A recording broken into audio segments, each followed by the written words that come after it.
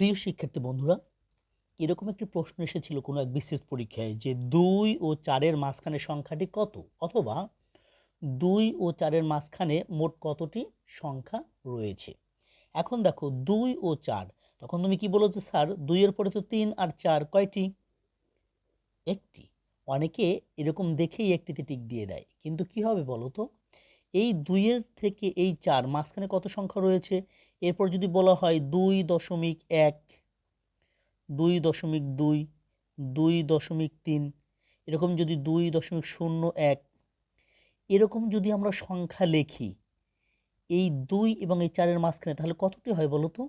যে স্যার লাখ লাখ সংখ্যা হয়, যে ২.০০০০০০১, এরকম সংখ্যা যদি আমরা লিখতে থাকি তাহলে ২ এর চেয়ে বড় এবং ৪ এর চেয়ে ছোট, তাহলে এরকম লাখ লাখ সংখ্যা হয় না? তোমরা ভুলেও এই একটির উপর টিক দেবে না, অথবা ২ ও ৪ এর মাঝখানের সংখ্যাটি কত, ৩ এর উপর টিক দেবে না। এটা কি হবে? অগণিত বা অসীম। মনে রাখতে হবে কিন্তু। ধন্যবাদ।